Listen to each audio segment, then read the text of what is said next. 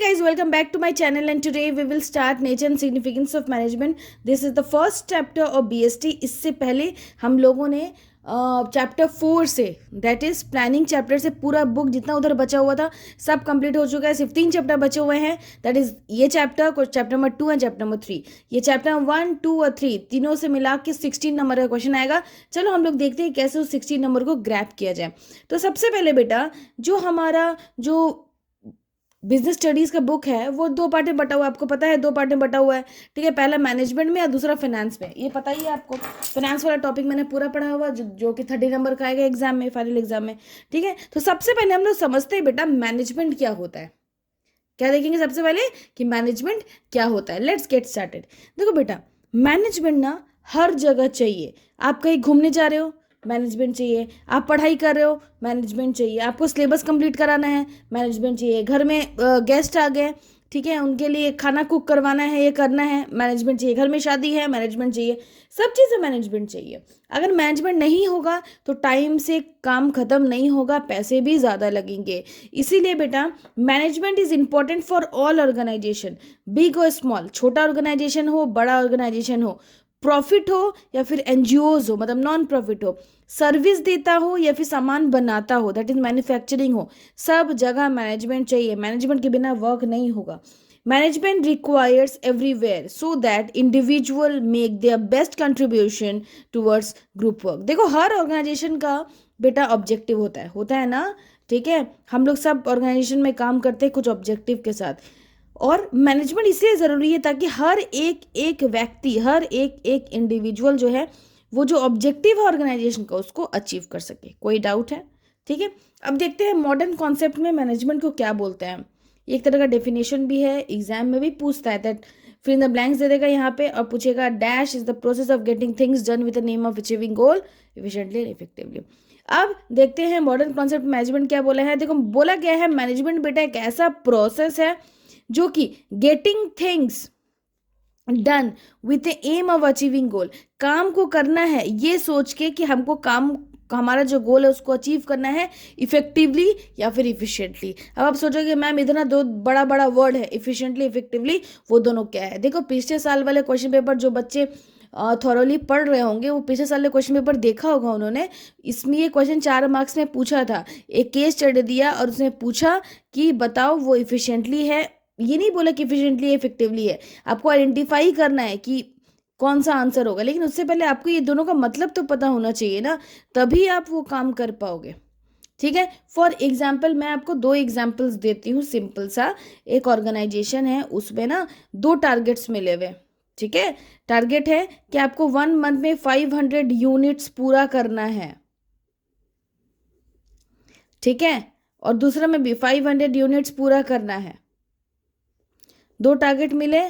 ठीक है, ये है 1 मंथ में 500 यूनिट्स पूरा करना है, दूसरा वाले को मिला 500 यूनिट्स पूरा करना है 1 मंथ में. ठीक है, पर दोनों को पता है कि बहुत टफ है. ठीक है, इनको दिया गया है 50 आदमी, इनको भी दिया गया है 50 आदमी. ठीक है, बजट रखा गया था 600 रुपीज़ में. आपको काम कंप्लीट करना है, 600 रुपीज़ में काम कंप्लीट करना है. अब जब ये जो ए नंबर वाला प्रोजेक्ट है उसने जब मंथ के एंड में काम किया तो प्रोजेक्ट का कॉस्ट भाग गया 700.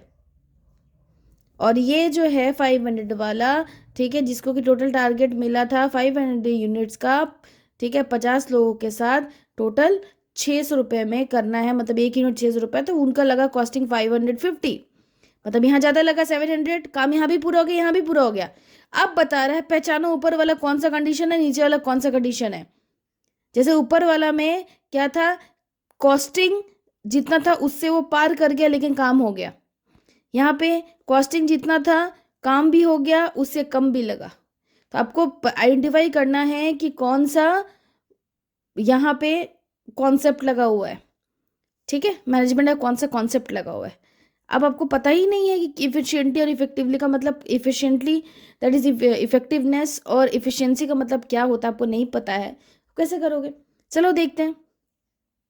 इफेक्टिवनेस इफिशिएंसी ये बड़ा वर्ड है, ये पहले होगा, याद रखना नेस लगा हुआ है इसमें, बड़ा वर्ड है पहले होगा. इफेक्टिवनेस और इफिशिएंसी. काम को करना है भले ही जितने भी पैसे लगे, काम को टाइम से कंप्लीट करना है. याद रखना जिसमें नेस लगा हुआ है, जो बड़ा वर्ड है उसमें लिखा होगा काम को कंप्लीट करना है टाइम से, no matter whatever the cost. यहाँ पे देखो कैसे हुआ, काम कंप्लीट करना था, ठीक है, 600 टारगेट दिया था, 700 रुपीज लग गया, काम कंप्लीट हो गया, इफेक्टिवनेस है। यहाँ पे क्या है, काम तो कंप्लीट करना ही है पर कॉस्ट कम लगना चाहिए, ठीक है, कॉस्ट कम के साथ काम करो और बेस्ट यूटिलाइजेशन ऑफ रिसोर्सेज होना चाहिए, बर्बाद नहीं होना चाहिए। यहाँ पे क्या हुआ, 600 रुपये लगना था, 585 रुपये लगा, तो ये कौन सा केस हो गया, इफिशियंसी का केस हो गया। समझ आया? फिर से देखते हैं, let's see the difference between effectiveness and efficiency.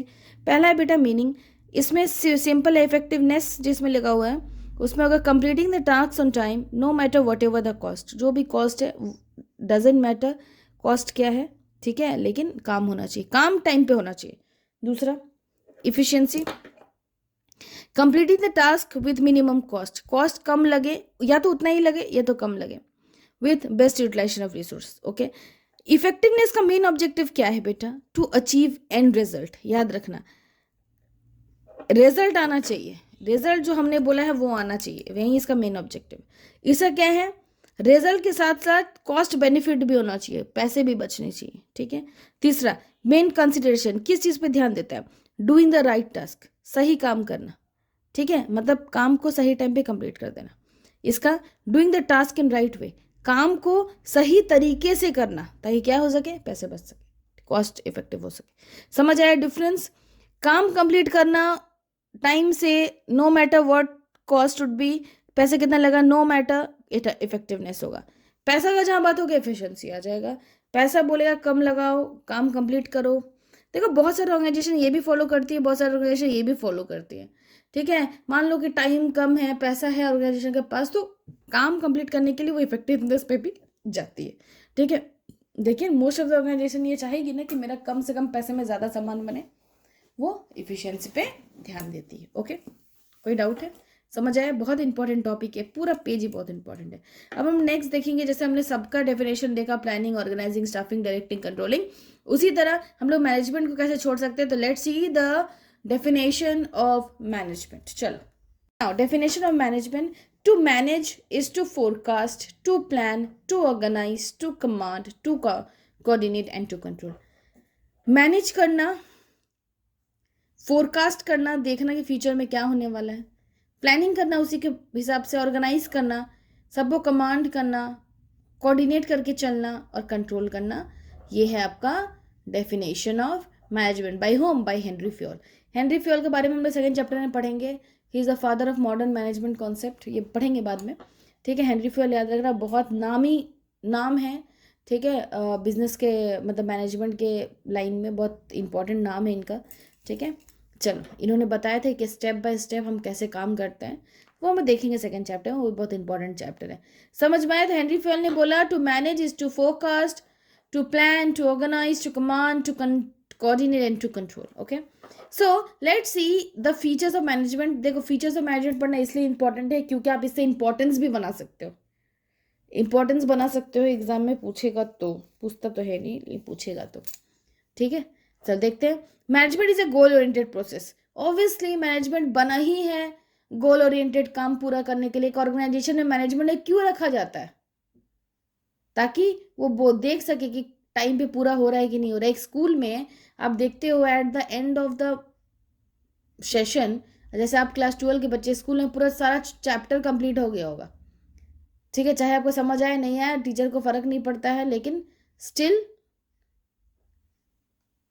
Goal oriented है ना, वो टीचर गोल बना के आया था ना, क्या आपको चैप्टर कंप्लीट कराएगा at the end of the session. So managerial function क्या होता है, aim towards goal of the organisation, ठीक है। दूसरा परवेसिव, आपने सुना होगा, प्लानिंग में सुना होगा परवेसिव, ऑर्गेनाइजिंग में भी सुना होगा परवेसिव। तो बेटा मैनेजमेंट ना परवेसिव नेचर का है, क्यों?